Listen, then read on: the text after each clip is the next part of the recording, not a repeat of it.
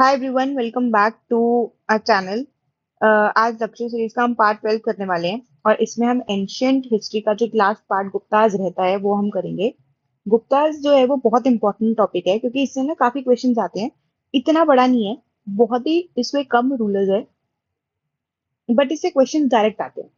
ठीक है। ऑल्सो अब इसका पार्ट 1 जो मैंने बनाया है और जो पार्ट 2 मैंने बनाया है वो आप जरूर देखना। बिकॉज यार पता है जनरली क्या होता है ना कि 10-10 12-12 घंटे के मैराथन सेशंस पड़े हुए हैं, लेकिन मुझे ऐसा लगता है जो चीज आप आधे पौने घंटे में पूरा का पूरा करवा सकते हो, रेलेवेंट कंटेंट कम बार बार रिविजन, इतने में you are done with this ancient history. और आपको इससे कोई घबराने कोई फेयर की जरूरत नहीं है और उसको छोड़ के जाने की भी जरूरत नहीं है। ठीक है। ओके। तो हम अब गुप्ता पार्ट अपना शुरू करते हैं जो हमारा रह गया है। सेकेंड, हाँ। अब देखो, सबसे पहली बात तो ये कि जो हमारा गुप्ता एम्पायर है ना उसका जो सबसे पहला क्वेश्चन आता है वो है टाइमलाइन पे। क्या टाइमलाइन है? 319 से 550। ठीक है। इससे पहले ऐसा बोलते हैं कि ये इमर्ज हुआ था, ऐसा बोलते हैं कि यार ये इमर्ज हुआ था 2023 में। जो श्रीगुप्त रूलर हैं उनके बाद जो घटोत्कच आए थे, वहां से जो है वो ये जो रूल है वो शुरू हुआ था, लेकिन एक्चुअल जो फाउंडर बोलते हैं ना वो है चंद्रगुप्त वन। इनका टाइम पीरियड क्या है? 319 से 335। ये इनका मेन टाइम पीरियड, पहले तो यही ध्यान रखना है। ठीक है।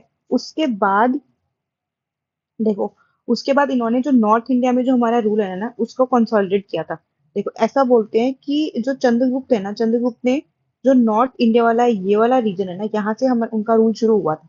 ठीक है। उसके बाद जो प्रॉपर गुप्ता एरा है जिसमें कि हम गोल्ड कॉइन स्टडी करते हैं, इन्होंने लिच जो कुमार देवी और लिच्छवी हैं उनसे शादी करी थी, मैट्रिमोनियल अलायंसेस करे थे, मिलिट्री एनेक्सेशन भी करे थे इन्होंने चंद्रगुप्त वन में। और इनका जो टाइम पीरियड था वो 335 तक था। ठीक है। ओके। उसके बाद हमारे जो सेकंड गुप्ता रूलर आते हैं वो है समुद्रगुप्त। ये जो है वो one of the greatest ruler बोलते हैं। सबसे पहली बात, एक अशोका है, एक समुद्रगुप्त है और एक अकबर है, जिनको बोलते हैं कि भाई उन्होंने all over India type area में रूल किया है। ठीक है। इनको नेपोलियन ऑफ इंडिया भी बोलते हैं। और इनके कोर्ट पोएट हैं हरि सेन। ये जो मैंने यहाँ पे लिखा हुआ हरि सेन, हरि सेन ने मतलब प्रयाग प्रशस्ति जो इंस्क्रिप्शन है वहां पे लिखा हुआ है, अलाहाबाद पिलर इंस्क्रिप्शन बोलते हैं, कि ऐसा बोलते हैं कि एज पर हरि सेन समुद्रगुप्त ने कोई भी लड़ाई नहीं हारी है। ठीक है। He has never been defeated.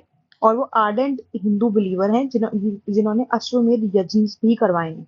और अदर रिलीजन जैसे अकबर को बोलते हैं ना कि काफी वो टॉलरेंट है, वैसे समुद्रगुप्त जो है वो भी बहुत टॉलरेंट रहे हैं। इन्होंने श्रीलंकन रूलर मेघवर्मन को लैंड ग्राउंड वगैरह भी प्रोवाइड करी है, और जो बुद्धिस्ट हैं बुद्धिस्ट मोनास्ट्रीज को भी काफी सपोर्ट किया है ना। तो अब इनकी जो इंस्क्रिप्शन है ना, मतलब अलाहाबाद पिलर इंस्क्रिप्शन में जैसे हम पढ़ते हैं प्रयाग प्रशस्ति जो है, तो इसमें अशोका, समुद्रगुप्त और अकबर तीनों की इंस्क्रिप्शन है अलाहाबाद पिलर इंस्क्रिप्शन में, प्राकृत, संस्कृत और पर्शियन रिस्पेक्टिवली। मतलब जैसे अशोका की प्राकृत में, समुद्रगुप्त की संस्कृत में और अकबर की पर्शियन में। बस ये चीज ध्यान रखना है। लार्जेस्ट नंबर ऑफ कॉइन्स इन्होंने इशू करे थे और बीना टाइप जो आर्ट है उसके ऊपर बनी हुई है। ठीक है। तो पहला हमारे थे हमारे चंद्रगुप्त वन, सेकंड है समुद्रगुप्त। अब तीसरे जो आ रहे हैं वो चंद्रगुप्त टू।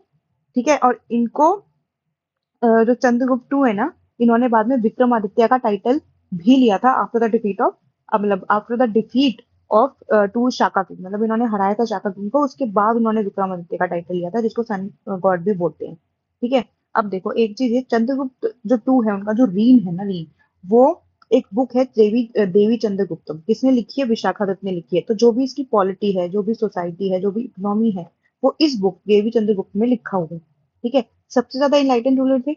इनका टाइम पीरियड क्या था? 380 से 450। देखो थ्री, जो हमारा जहां से ये चीज शुरू हुई है वो हमने कहाँ से पढ़ी थी? 319 से 335, फिर 335 से 380। ठीक है। फिर 380 से 415। ये कौन है? चंद्रगुप्त टू। बस इतना ही ध्यान रखना है हमें। उसके बाद temple architecture, religious ritual, religious literature वगैरह, ये वो सारे मतलब इन्होंने पैटर्नाइज करे हैं, बिकॉज ये ना साइंस, मेटलर्जी, एस्ट्रोनॉमी सब में मतलब इन्होंने प्रॉपर इंटरेस्ट लिया और उसको ग्रो करवाने का ट्राई किया। ठीक है। तो उसके बाद हाँ, एक बहुत ही इंपॉर्टेंट जो एक मतलब फॉरेन ट्रैवलर है जो इनके टाइम पे आए थे, तो उनका नाम है फाइयान। ठीक है। पहले तो ये। अब दूसरी चीज ये कि फाइयान का एक अकाउंट है जिसके बारे में इन्होंने गुप्ता एम्पायर के बारे में लिखा है पर्टिकुलरली। वो अकाउंट का नाम है फू की। ठीक है, फू की।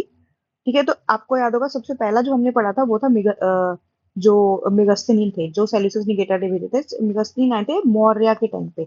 और जो चंद्रगुप्त टू हैं, जिनको विक्रमादित्य भी बोलते हैं, उनके टाइम पे आए थे फाइयान। ठीक है, ये चीज ध्यान रखनी है। उसके बाद हमारे आते हैं कुमारगुप्त।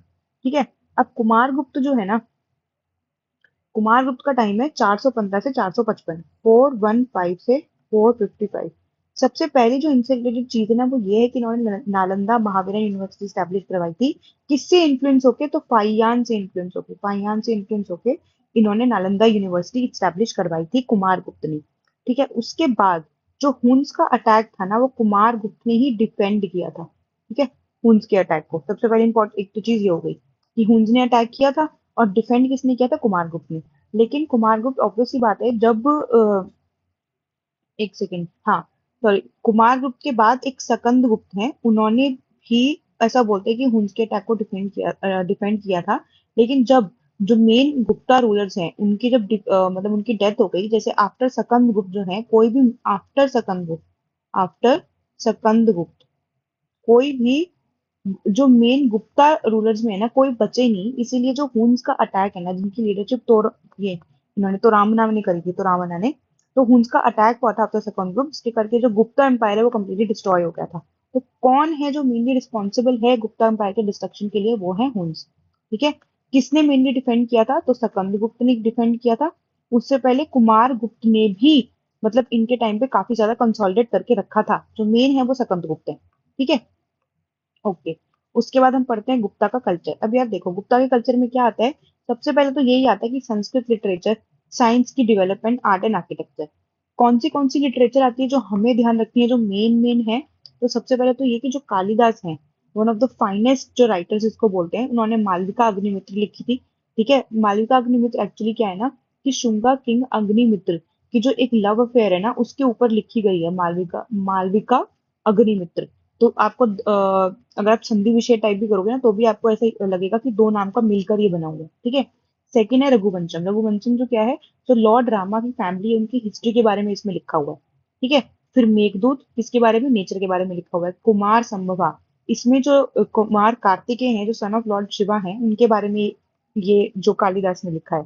फिर अभिज्ञान शकुंतलम, ये भी जो दुष्यंत शकुंतला की जो स्टोरी है, वो अभिज्ञान शकुंतलम में लिखी हुई है। ठीक है, और कालिदास को हम शेक्सपियर ऑफ इंडिया भी बोलते हैं। तो एक ये चीज ध्यान रखनी है। और क्षुद्राका हमने पढ़ी थी। क्षुद्राका ने, जो राइटर है, उन्होंने मृच्छकटिका शतिका लिखी है। विष्णु श्रमण ने पंचतंत्र लिखी है, पंचतंत्र की कहानियां। ठीक है, रामायण जो है ना, रामायण वो वाल्मीकि ने लिखी है, और महाभारत जो है इस टाइम पे वेद व्यास ने लिखी है। ठीक है, एक ये चीज याद रखनी है। उसके बाद, हाँ, वेरी इंपॉर्टेंट, जो फर्स्ट लॉ बुक है, लॉ बुक, ठीक है, वो किसने लिखी है? मानुस्मृति ने लिखी है। कौन से टाइम में लिखी है? तो थर्ड सेंचुरी एडी में लिखी है। उसके बाद जो फर्स्ट साइंस के जो मैथमेटिक्स या एस्ट्रोनॉमर है, वो है आर्यभट्ट। ठीक है, उसकी बुक है आर्यभट्टिया। ठीक है, जहां से हमने जीरो लिया है, एक्चुअली ऐसा बोलते हैं। उसके बाद जो वरेमीर है ना, वरेमीर, वो भी राइटर हैं, उन्होंने साइंटिफिक राइटिंग करी है, साइंटिफिक राइटिंग। ठीक है, साइंटिफिक राइटिंग में क्या है ना, कि वो एक्चुअली क्लाउड फॉर्मेशन थ्योरी के बारे में लिखा है उन्होंने। तो उन्होंने कौन सी बुक में लिखा है? तो पंच सिद्धांतिका में लिखा है, जहाँ पे 5 लॉज ऑफ यूनिवर्स के बारे में बोला गया है। ठीक है, ओके। आर्ट एंड आर्किटेक्चर में यार मेन जो टेम्पल्स आते हैं ना, वो तीन फॉर्म में डिवाइड है। जैसे आपको पता होगा, दो तरह के टेम्पल है, एक नगरा और द्रविड़ा। जो नगरा है वो नॉर्थ के टेम्पल्स को बोलते हैं, और द्रविड़ा जो है वो साउथ के टेम्पल्स को बोलते हैं। तो गुप्ता एरा के टाइम पे, गुप्ता एरा में नगरा टेम्पल्स को बहुत पैटर्नाइज किया गया। तो वहां पे भी तीन तरह के टेम्पल्स आते हैं। जो गुजरात है, वहां पे सोलंकी डायनेस्टी थी। ठीक है, वहां पे सोमनाथ टेम्पल, दिलवारा टेम्पल है। फिर खजुराहो डायनेस्टी, जो खजुराहो जो रीजन है, जो मध्य प्रदेश में आप से रिलेट करते हो, चंडेल डायनेस्टी थी वहां पे। कंडरिया महादेव टेम्पल। ठीक है, कंडरिया महादेव टेम्पल में जो काफी जो सेंशुअल इमेजेस हैं, अगर आपने देखी होंगी, तो वो इस डायनेस्टी से रिलेटेड है। ठीक है, योनि वर्शिप, सेक्सुअल यूनियन वर्शिप, वह यहाँ पे वर्शिप है, उसकी है। तो उड़ीसा में गंगा डायनेस्टी थी, और उन्होंने पुरी, जो लॉर्ड जगन्नाथ टेम्पल है, भुवनेश्वर, मुक्तेश्वरा, कोणार्क सिंह टेम्पल, जहाँ पे हम व्हाइट पगोड़ा, ठीक है, और ब्लैक पगोड़ा की बात करते हैं, वो इस वाले इस रीजन में बात करते हैं। ठीक है, ओके। उसके बाद हमारे पास आती है पेंटिंग। आपको पता है हमने पेंटिंग्स अलग से भी कर रखी है। तो यहाँ पे अजंता और अजंता मुराल, पेंटिंग्स, ठीक है, जो एलिफेंटा वाली जो केव्स हैं वहां पे जो पेंटिंग्स करी गई हैं, एलोरा पेंटिंग्स जो है, ठीक है, उसका जो एक पोर्शन है वो गुप्ता एरा में है, क्योंकि जो क्या नाम है अशोका पेंटिंग्स है वो तो सिर्फ बुद्धिज्म से रिलेटेड है, लेकिन एलोरा के जो एलोरा पेंटिंग्स है वो उसमें तो बुद्धिज्म, जैनिज्म और हिंदुज्म तीनों तरह की पेंटिंग्स है, ठीक है। तो अजंता पेंटिंग हो गई।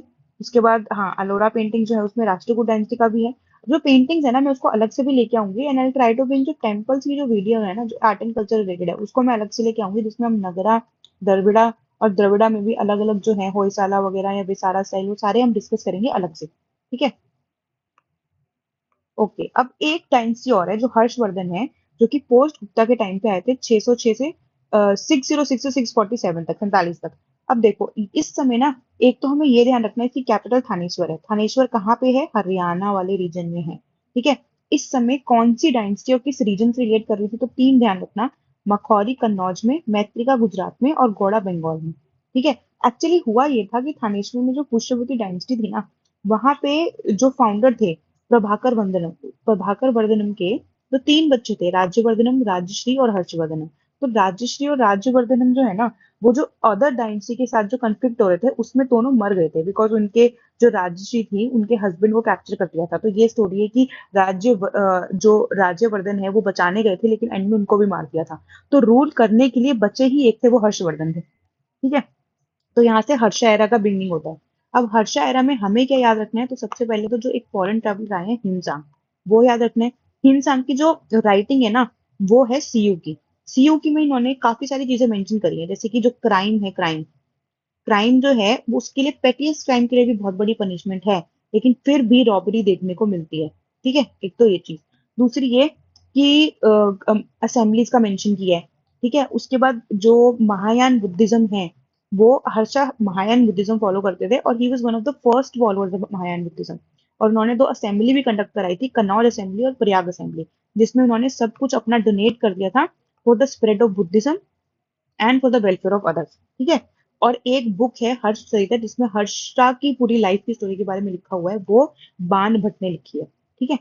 और एक और चीज, एक इंस्क्रिप्शन है, एक क्वेश्चन आ सकता है कि आईहोल इंस्क्रिप्शन में क्या लिखा हुआ है या वो किससे रिलेटेड है? तो आईहोल इंस्क्रिप्शन में ये लिखा हुआ है कि हर्षवर्धन ने पुलकेशिन से फाइट करी थी, जिसमें पुलकेशिन जीत गए थे, लेकिन फिर भी उन्होंने फाइनल ट्रीटी करी थी कि जो एक मेन रीजन है ना, उसके मतलब जैसे साउथ वाले रीजन में वो नॉर्थ वाले रीजन पर जो है वो हर्षा फोकस करेंगे और साउथ वाले रीजन पे पुलकेशिन टारगेट करेंगे। तो ये फाइनल जो है उनमें डिसाइड हुआ था, और वो जो किस रिवर के ऊपर हुआ था? तो नर्मदा रिवर, मतलब नर्मदा रिवर के नॉर्थ में हर्षा रूल करेंगे, नर्मदा रिवर के साउथ में पुलकेशिन रूल करेंगे, ठीक है। ये डिसाइड हुआ था उसमें, चीज लिखी हुई है आई होल इंस्क्रिप्शन में, ठीक है। बस यहाँ पे हमारा जो, हाँ, एक गुप्ता एडमिनिस्ट्रेशन में अगर आप देखना चाहते हो तो जो मेन तीन है, मतलब उस एडमिनिस्ट्रेशन को जैसे डिवाइड किया हुआ है, एक तो भुक्ति, विषय, विधि, ठीक है। अगर फोर्स लेबर थी क्या वहां पे? हाँ बिल्कुल थी, और उसका नाम है विष्टि। विष्टि फोर्स लेबर के लिए वर्ड यूज होता था। स्लेवरी भी थी, और जो कास्ट सिस्टम है ना वो बहुत प्रोमिनेंट था, जिसमें डिस्क्रिमिनेशन बहुत होता था कास्ट के बेसिस पे, ठीक है। लैंड ग्रांट जो है अग्रहारा और ब्रह्मदया, ये दोनों ध्यान रखते हैं। ब्रह्मदया होता है जो हम ब्राह्मण्स को दान करते हैं लैंड को, ठीक है। ओके, उसके बाद सोसाइटी। सोसाइटी में एक चीज इंपॉर्टेंट है तो ध्यान रखना है कि लोअर कास्ट वुमेन जो है वो ज्यादा फ्री थी, और दो तरह के धन थे इसकी के पास। एक जो इमूवेबल प्रॉपर्टी होती है ना, जिसको लैंड राइट बोलते हैं, लैंड राइट के जो राइट है वो वुमेन के पास नहीं थे। लेकिन जो मूवेबल प्रॉपर्टी होती है जैसे कि स्त्रीधन, जिसमें आती है ज्वेलरी, वो वुमेन के पास राइट्स थे। प्रोस्टिट्यूशन भी था, स्टीरियोटाइपिंग भी थी, ठीक है। और अनटचेबल्स थे जिसको बोलते हैं चंडाल्स। बस ये चीज ध्यान रखना। उसके अलावा इसके बाहर क्वेश्चन नहीं आएगा, सीजीएल में इससे बाहर क्वेश्चन नहीं आएगा, आपको इसी चीज को बार बार रिवाइज करना है। इसके बाद जो है ना एक चीज बचती है, वो है संगम एरा, मतलब कि साउथ इंडियन किंगडम, जो एंशियंट पीरियड में, वो एंशियंट पीरियड में जो थे वो भी, और उसके बाद जो मिडाइवल में पीरियड में आए वो भी। तो वो मैं उसके लिए एक अलग से वीडियो लेके आ जाऊंगी, ज्यादा नहीं होगी, मैक्सिमम 10 मिनट की होगी, जिसमें हम सारी डायनेस्टी को एक साथ डिस्कस कर लेंगे, ठीक है। All right, thank you so much.